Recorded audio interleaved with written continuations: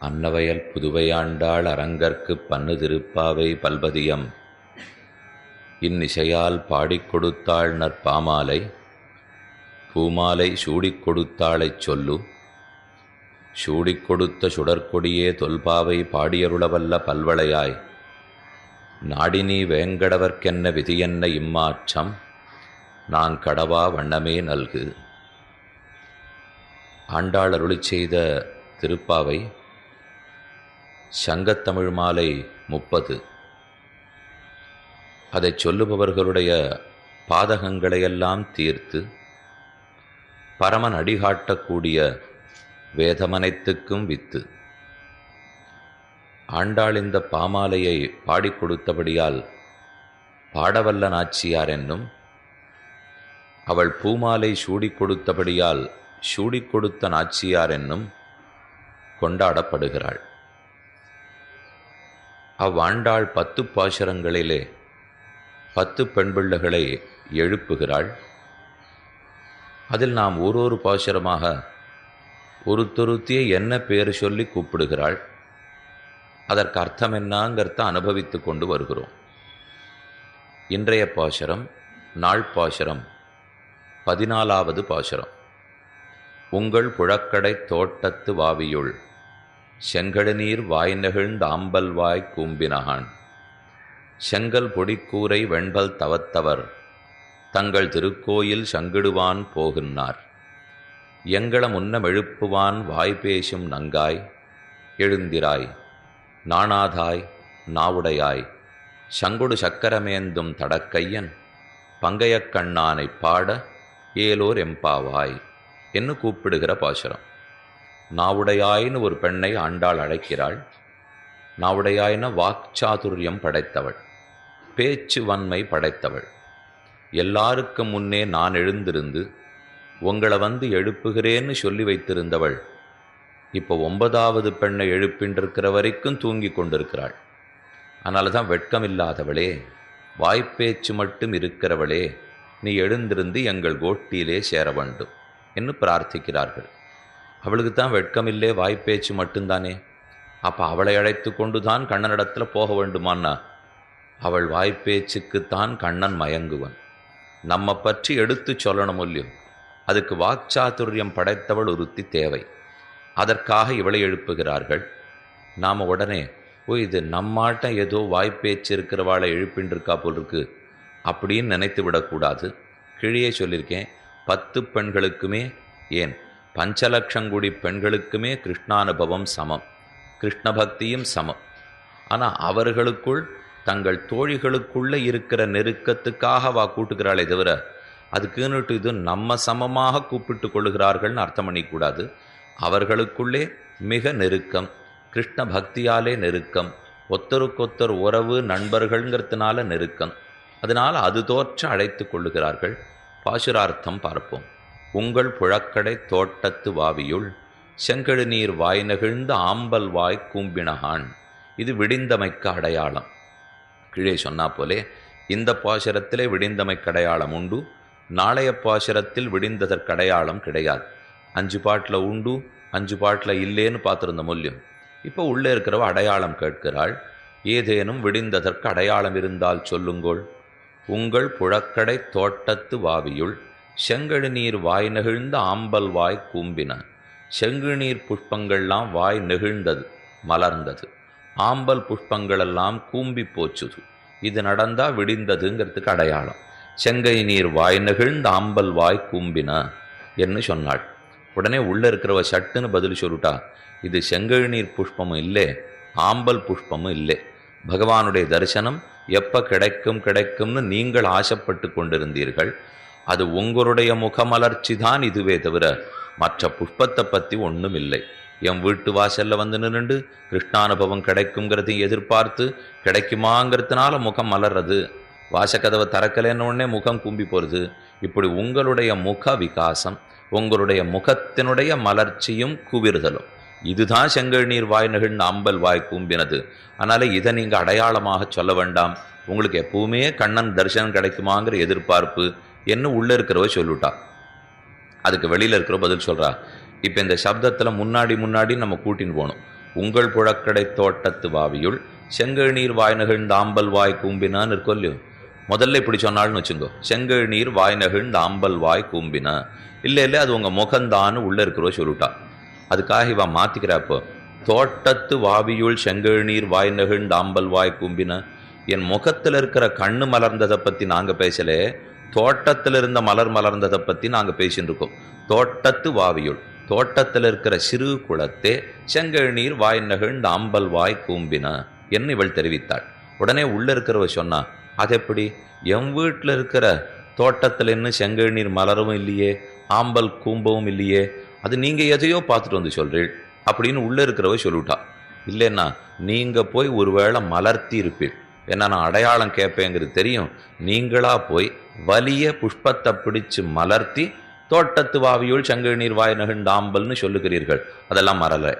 என் வீட்டு தோட்டத்தில் கூட செங்கழ் நீர் ஆம்பல் இருக்கே அப்படின்னு அவ சொல்லியிருக்கா. பாட்ட உடனே மாத்திரா, உங்கள் புழக்கடை தோட்டத்து வாவியுள் செங்கழ் நீர் வாய் நெகிழ்ந்த ஆம்பல் வாய் கும்பின. நான் ஒன்றும் தோட்டத்தில் இருக்கிற செங்கழ் நீர் ஆம்பலை சொல்லலே, உன் தோட்டத்தில் இருக்கிறத பற்றி தான் சொல்லியிருக்கேன். உன் வீட்டு பின்னாடி இருக்கிற செங்கழ் நீர் புஷ்பமும் ஆம்பலம் கூட விடிந்ததற்கடையாளமாக உள்ளதே, எழுந்திருந்து வா. அவ சட்டுன்னு சாமர்த்தியமாக பதில் சொல்லிட்டா, நான் கதவே திறக்கலை இன்னும், அதுக்குள்ளே எம் புழக்கட தோட்டத்து வாவியுள் செங்கழ் நீர் மலர்ந்ததோ ஆம்பல் கூம்பினதோ உங்களுக்கு எப்படி தெரியும்? பார்த்தாய்வா, இதுதான் நான் நாவுடையாய்ங்கிறதுக்கு லட்சணம். நாம் எத்த சொன்னாலும் திருப்பி திருப்பி இவ பதில் பேசிட்டு இருக்காப்பார். நல்ல வாக்சாருரியம். இவளை விடாமல் கண்ணன் கோட்டிக்கு அழைச்சின்னு படணும். ஏன்னா அவரும் இப்படியே தான் நிறைய கீதையில் பேசியிருக்கார். அது நமக்கு புரியறதோ இல்லையோ, சாதுரியமாக நிறையா விஷயத்தை நமக்கு விளக்கி விடுறாளோ இல்லையோ, இவளும் அப்படித்தான் பேசுகிறாள். அப்போ வெளியில் இருக்கிறவா பதில் சொல்கிறா, ஒரு ஊரில் இருக்கிற தோட்டம் முழுக்க செங்கழ் நீர் வாய் நெகிழ்ந்த ஆம்பல் வாய் கூம்பினால் உன் தோட்டத்தில் மட்டும் நாளைக்கு கூம்புமோ? தோட்டம் எல்லா தோட்டமும் ஒரே மாதிரி தான் இருக்குமே தவிர, இப்போ சூரியன் உதிச்சுட்டார், உன் வீட்டு வானத்தில் உதிச்சாரோ என்னமோ, என் வீட்டு வானத்தில் உதிக்கலே நாம் சொல்லிக்க முடியுமா? அதனால் அது உங்கள் புழக்கடை எல்லா தோட்டத்து புழக்கடையை போலத்தான். தோட்டத்து வாவியுள் செங்கழ் நீர் வாய் நெகிழ்ந்த ஆம்பல் வாய் கூம்பின. அப்படியும் உள்ளே இருக்கிறவ சமாதானம் அடையலை. வேறு அடையாளம் இருந்தால் சொல்லுங்கோள். மாற்றிட்டா. அடுத்து சொல்றா, செங்கல் பொடிக்கூரை வெண்பல் தவத்தவர் தங்கள் திருக்கோவில் சங்கிடுவான் போகுன்னார். நல்ல சிகப்பு காஷாய அம்பரத்தை தரித்து கொண்டு சந்நியாசிகளெல்லாம் விடிந்ததற்கடையாளமாக தங்கள் திருக்கோவில் சங்கிடுவான் போகுன்னார். அவாவா கோவிலில் திறக்கிறதுக்காக போயிட்டு இருக்கார்களே. செங்கல் பொடிக்கூரை, கூரை என்பது உடுக்கும் உடை. செங்கல் பொடிக்கூரை காஷாய உடையை தரித்து கொண்டு சந்நியாசிகள், பெரியோர்கள், சான்றோர்கள் எல்லாம் தங்கள் திருக்கோவில் சங்கிடுவான், அவரவர்கள் சங்கத்தை எடுத்துக்கொண்டு காலை விஸ்வரூபத்துக்காக சங்கநாதம் பண்ணுகிறார்களே, அதற்காக உன் காதல விழவில்லையா? அதுக்கு அவ போறதை நீ பார்க்கலையா? இது ஓர் அர்த்தம். பெரிய திருமல நம்பிகள் இந்த பாசுரத்துக்கு நிர்வாகம் அனுகிரகிக்கும் போது பெரிய கேள்வி அப்பன் ராமானுஜ ஜீயர் சுவாமி, அந்த சுவாமி தான் இன்னைக்கு ஏழு மலைக்கும் மேலே ஈஸ்வரனாக பெருமாள் எழுந்துள்ளிருக்கிறாரே, அகிலாண்ட கோடி பிரம்மாண்ட நாயகனாக. அவ்வெம்பெருமானுடைய கைங்கரியத்துக்காகத்தான் ராமானுஜராலே அந்த மடம் ஸ்தாபிக்கப்பட்டது. அவர் தினப்படி காலை சாவி எடுத்து கொண்டு போய்த்தான் திருவேங்கடமுடையானுடைய சன்னதியை திறக்க உண்டு. இன்னைக்கு அது வழக்கத்தில் வச்சுருக்கா. ராத்திரி எல்லாம் கதவு சாத்தின பிற்பாடு மொத்த பூட்டு சாவி முழுக்க பெரியஜியர் மட்டத்துக்கு வந்துடணும். அதுக்கு பேஷ்கார் வரணும்.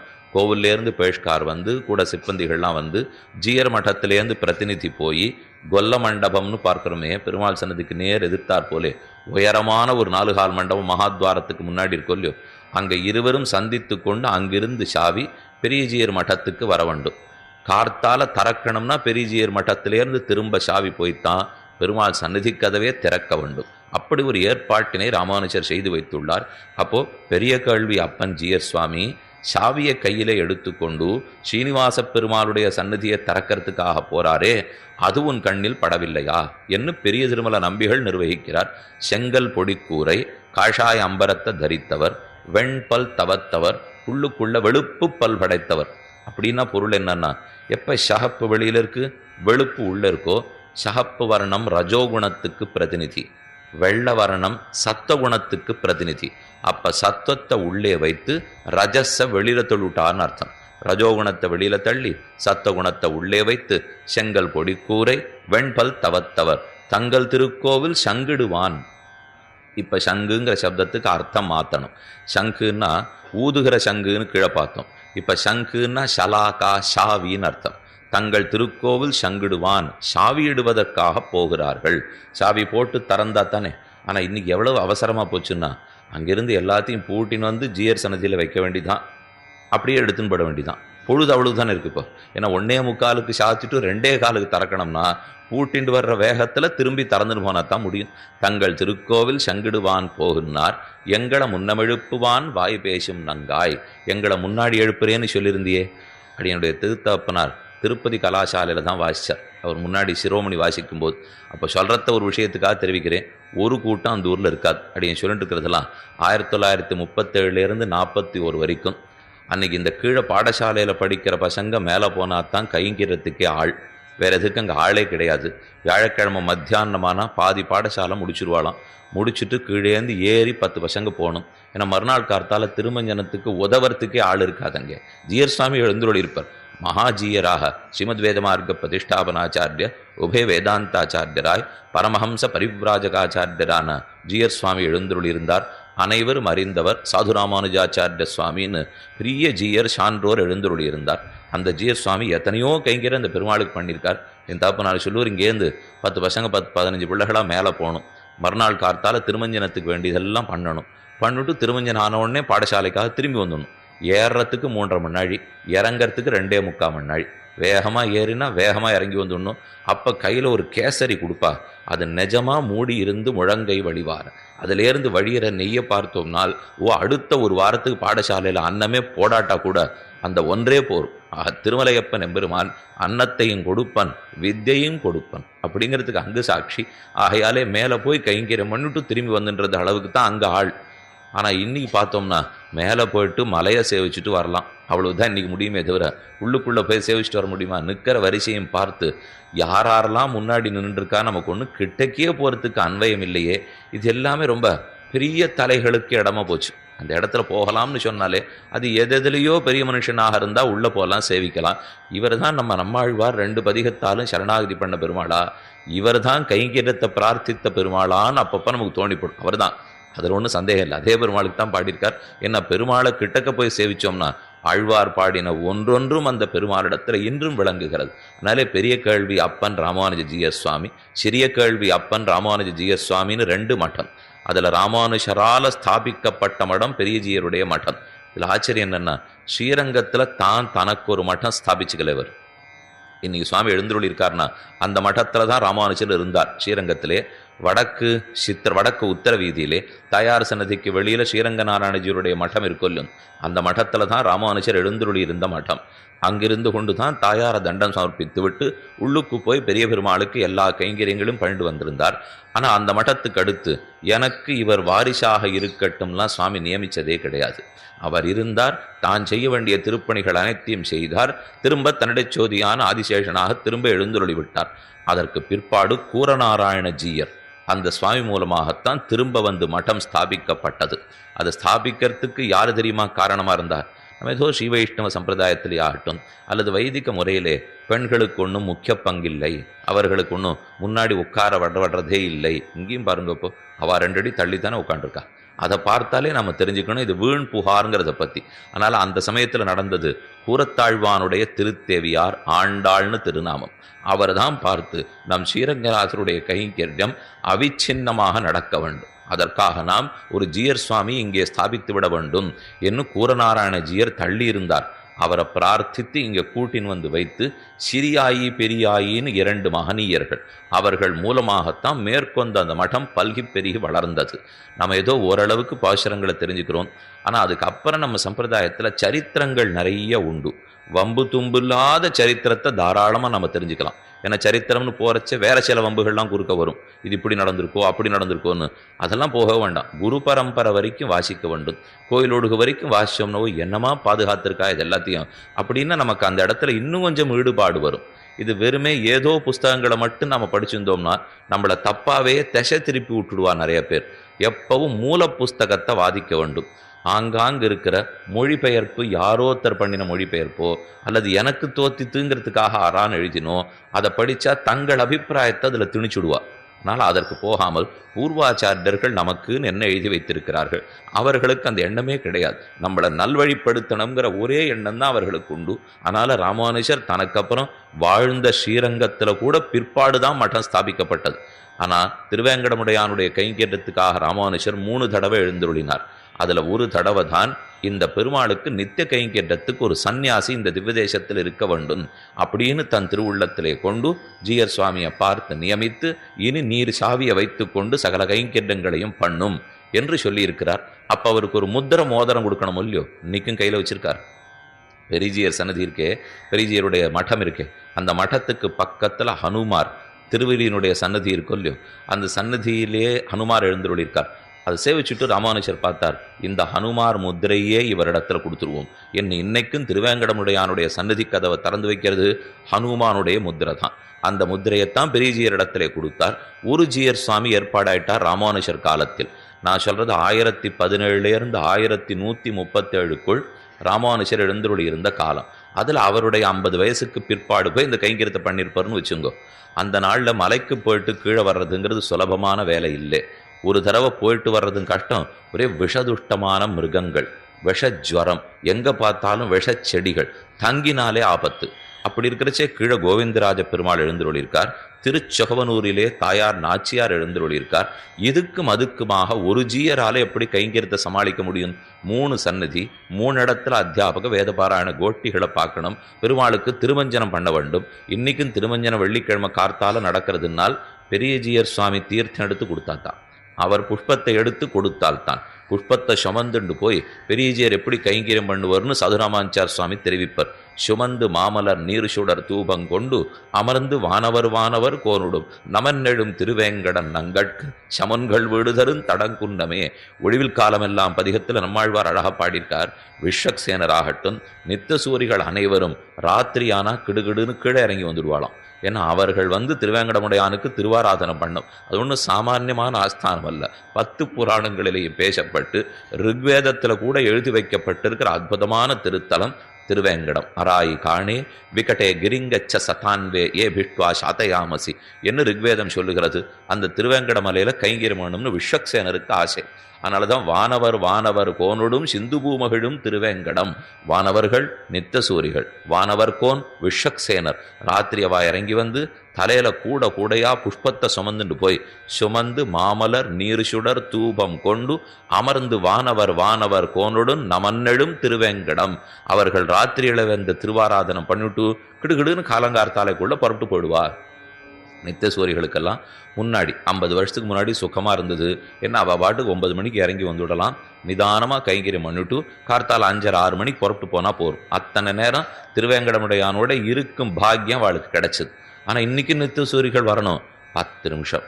ஏன்னா இவா கதவை சாத்திட்டு வெளியில் போகிறதுக்குள்ளேன்னா அவள் திருவாராதனம் பண்ணிட்டு போகணும். இவா 1:45 சாத்திட்டு வெளியில் போனால் நித்தியசூரி 1:45 வரணும்.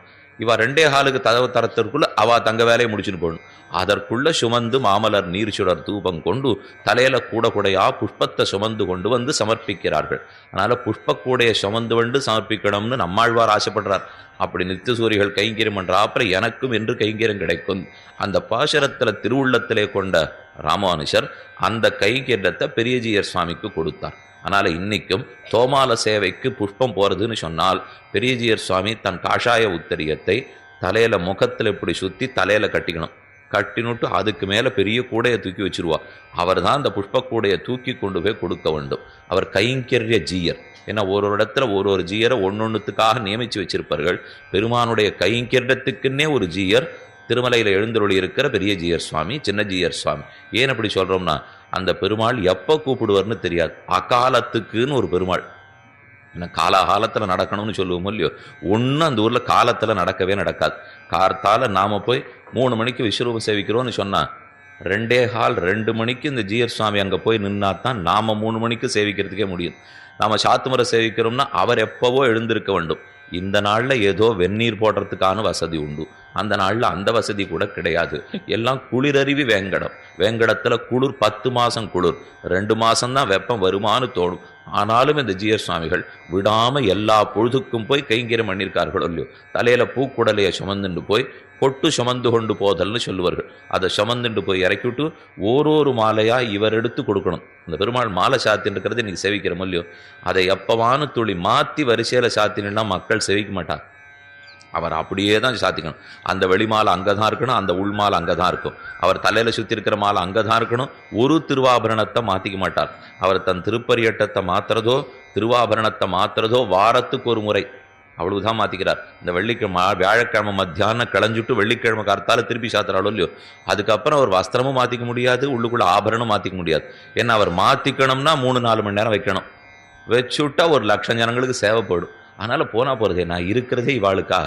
என்ன நான் இப்போ ஒரு வாரத்துக்கு ஒரு தினம் குளிச்சா போகிறாதா, ஒரு வாரத்துக்கு ஒரு தினம் ஆபரணத்தை மாற்றிண்டா போகிறாதான்னா அவனுக்கு கூடும், விஷ்ணுவுக்கு கூடும், வைஷ்ணவர்களுக்கு கூடாது.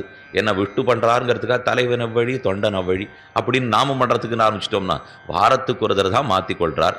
அது மாற்றிக்கிற சமயத்துக்கு புஷ்பத்தை எடுத்து கொடுக்குற புஷ்பம் நித்தியம் 2 தடவை மாற்றிடுவா. மற்றது 2 திருவாபரணங்களும் வஸ்திரமும் மாற்றிக்கிறது தான் வாரத்துக்கு ஒரு தரம். ஆனால் கார்த்தாலையும் தோமால சேவை உண்டு, சாயங்காலையும் தோமால சேவை உண்டு. இந்த 2 தோமால சேவைக்கும் புஷ்ப கூடலையை சுமந்து கொண்டு போய் ஒரு புஷ்பமாக அந்த வரிசைப்படி எடுத்து கொடுத்தா அர்ச்சக சுவாமி சமரிச்சிருவார். அப்புறம் அர்ச்சனைன்னு நடக்கிறது, அர்ச்சனானந்தர சேவைன்னு நடக்கிறது. 2 சேவை சேவிக்கிறோமோ இல்லையோ. அர்ச்சனையின் போது பெருமாளுக்கு புஷ்பம் துளசி அர்ச்சனை பண்ணணும்னா அந்த ஒரு புஷ்ப கூடையும் பெரிய ஜீயர் சுவாமி தான் எடுத்து கொடுத்தாகணும். அவருக்கு கையில் இருக்கிற புஷ்பம் தீந்து போடுத்த அர்ச்சகர் சுவாமிக்கு அவர் இப்படி கை கட்டி நின்றுடுவார். கீழே இருக்கிற அடுத்த கூட புஷ்பத்தை அவர் எடுக்கக்கூடாது. திரும்ப ஜீயர் சுவாமி அந்த பூக்குடலை எடுத்து கொடுத்தா தான் அர்ச்சக சுவாமி மேற்கொண்டு ஆராதனம் பண்ணலாம், அர்ச்சனையும் பண்ணலாம். அதை போல் ஒரு கைங்கரிய செல்வத்தை ஏற்படுத்தி வைத்துள்ளார்கள். நேற்றுக்கு லக்ஷ்மணன் எவ்வளவு கைங்கரியம் பண்ணாங்கிறத பார்த்த மொழியோ. அதை போல நம்முடைய சம்பிரதாயத்திலே அந்தந்த சந்நிதிக்கென்னு நியமிக்கப்பட்டிருக்கிற ஜீயர்கள் எல்லாம் எத்தனையோ கைங்கரியத்தை இன்னி வரைக்கும் பண்ணின்னு வந்திருக்கார்கள். நாமெல்லாம் ஏதோ நகரத்தில் இருந்துடுவோம், ஆண்டுக்கு ஒரு தரம் போகிறோம், 6 மாதத்துக்கு ஒரு தரம் போகிறோம்னு சொல்லிடலாம். ஆனால் எத்தனை விஷயத்தை சமாளித்து அவள் கைங்கரியம் பண்ண வேண்டியது தெரியுமா? இன்னைக்கு லோகம் போகிற போக்கலேன்னு பார்த்தோம்னால் ஒரு கோவிலை கட்டி சமாளிக்கிறதுங்கிறது சாமானியப்பட்ட வேலையே கிடையாது. ஏன்னா பல கோணத்திலிருந்து கஷ்ட நட்டங்கள் வந்து கொண்டே தான் இருக்கும். அதத்தனையும் தாங்கணும். சாம்பிரதாயிகமாக ஒன்று நடந்துட்டு இருக்குன்னா அது எதற்குங்கிற கேள்வி வந்துட்டு இப்படி மாற்றிப்போமேன்னு அரசாங்கத்திலேருந்து அதை கேட்டுட்டே இருப்பா. அதை ஜாகிரதைப்படுத்தி அவளையும் விரோதிச்சுட முடியாது, பெருமாளையும் விட்டு கொடுத்துட முடியாது, கைங்கரியத்தையும் விட்டுவிட முடியாது. இதை பார்த்து நடத்தி கொண்டு போகணுமோ இல்லையோ. இந்த சாமர்த்தியத்தை உடையவர் தான் கொடுத்தார்னு சொல்ல வேண்டும். அதனால் எடுத்துக்கொண்டு போய் சுமந்து மாமலர் நீர் சுடர் தூபங்கொண்டு அமர்ந்து வானவர் கோனுடன் நமன் எழும் திருவேங்கடன் ஒரு ஜீயர் சுவாமி நியமிக்கப்பட்டார். கைங்கரியத்துக்கு போறலே அடுத்து மணவாள மாமனிகளுடைய காலம். அந்த காலத்திலே அவர் போய் திருமலையப்பனை சேவிச்சுட்டு ஒரு ஜீயர் இங்கே இருந்தால் போராது, கைங்கரியம் நிறையா இருக்கிறபடியால் மற்றொரு ஜீயரை நியமிப்போம்னு சிறிய ஜீயர் சின்ன ஜீயர் சுவாமி அவர் நியமித்து வைத்தார். அவருக்கு முத்திர மோதிரம் கொடுக்கணும் இல்லையோ. பெரிய ஜீயர் சுவாமிக்கு ஹனுமார் முத்திர மோதிரத்தை பக்கத்துலேருந்து வாங்கி ராமானுஷர் கொடுத்துட்டார். அப்போ சின்ன ஜீயர் சுவாமிக்கு மணவாளவனிகள் பார்த்தார், ராமானுஜ முத்திர மோதிரம் இவர்கிட்ட கொடுத்துட வேண்டியதான். ஏன்னா ஹம்ச முத்திர மோதிரம்னு சொல்லுவார்கள், ஹனுமார் முத்திர மோதிரம்னு சொல்கிறார்கள். அது பெரிய ஜீயர் சுவாமிக்கு கொடுத்துட்டார். அடுத்து சின்ன ஜீயர் சுவாமிக்கு நமக்கு தெரிந்த ஒரே ஹனுமார், நமக்கு தெரிஞ்ச ஒரே ஆச்சாரியன் ராமானுஜர். ஆனால் அவருடைய மோதிரத்தை சின்ன ஜீயருக்கு கொடுத்து இரு ஜியாக்களுமாக இன்னைக்கும் கீழேயும் மேலேயுமாக கைங்கரியம் பண்ணி கொண்டு வருகிறார்கள். அவர்களுக்குள்ள ஒரு நியமனம் வச்சிருக்கா. ஏதுன்னா சன்னியாசிகள்லாம் சாதுர்மாச சங்கல்பம் எடுத்துக்கிறச்சே தண்ணீர் நிலையை தாண்டி போக மாட்டார்கள். குறுக்கேதான் ஆறு ஓடுறது ஜலம் இருக்கிறதுன்னா அதை தாண்டி போக மாட்டார். ஆனால் ஒரு இடத்துல கீழே திருப்பதியிலேருந்து மேலே திருப்பதி போகணும், மேலே திருப்பதியிலேருந்து கீழே திருப்பிக்கு வரணும்னா நான் இன்றைக்கி சொல்லலை. ஆனால் அந்த நாளில் குறுக்க ஓடகள் ஓடி வந்துட்டு இருக்குமோ இல்லையோ. இன்றைக்கி நாம் வண்டியில் போகிற பாதையில் ஓடகள் ஓடி விளையாட்டாலும் நடக்கிற பாதை அந்த நாளில் யோசிச்சு பாருங்க, குறுக்க அருவி போயிருக்கும் இல்லையா. அப்போ அதை தாண்டி தானே வந்தா இருக்கணும்னா அன்னைக்கே ராமானுஜர் அதுக்குன்னு ஒரு நியமனம் ஏற்படுத்தி வச்சார். இவர்களுக்கு இது விதிவிலக்கு அளிக்கப்படுகிறது. ஆனால் இவர்கள் கீழேயும் மோலேயும் போய்விட்டு வரலாம் என்ன அன்னைக்கு சுவாமி ஏற்படுத்தி வச்சிருக்கார். யதி தர்ம சமுச்சயம்னு ஒரு கிரந்தம் இருக்கு. யாதவ பிரகாஷருங்கிறவர் தான் அது எழுதினார். யாதவ பிரகாஷர் தெரியும், அத்வைதாச்சாரியராக இருந்தார். ராமானுஜர் இடத்துல தான் காலக்ஷேபம் பண்ணார். அவரே திருந்தி ராமானுஜர் திருவடிகள் அப்புறம் ஆசிரியிச்சுட்டார். அவரை தங்கோட்டியில சேர்த்துன்னுட்டு உடையவர் அவருக்கு ஒரு கைங்கரியம் கொடுக்கிறார். திருதண்டி சன்னியாசிகள் எப்படி இருக்கணும்னு நீ சட்ட புஸ்தகம் எழுதுனுட்டார். சாஸ்திரத்தை எல்லாம் ஆராய்ந்து அவர் யதி தர்ம சமுச்சயம்னு எழுதி வைத்தார். அதன்படி தான் இன்னைக்கு ஸ்ரீவைஷ்ணவ விசிஷ்டாத்வைத சம்பிரதாய சன்னியாசிகள் அத்தனை பேரும் வாழ்ந்து வருகிறார்கள். அதில் சொல்லியிருக்கிறபடி பார்த்தா இது ஒரு விதிவிலக்கு. இப்போ என்ன நீர்நிலையை தாண்டக்கூடாது, சாதுர்மாசத்தின் போது 2 பேரும் தாண்டலாம். இவ எங்கே தெரியுமா போய் காஷாயம் வாங்கிக்கிறா? சாமான்யமாக காஷாயத்தை ஒரு ஜிஎஸ் சுவாமி யாரான ஒருத்தருக்கு சன்னியாசம் வாங்கிக்கணும்னா ஒரு ஜீயர் இடத்துல போய் பெற்றுனுடுவார். இந்த திருவேங்கடமுடையான் ஆஸ்தானத்தில் ஒரு பெருமை, அந்த 2 ஜீயர் சுவாமிகளும் திருவேங்கடமுடையான் இடத்துலேருந்தே தான் வாங்கிக்கணும்.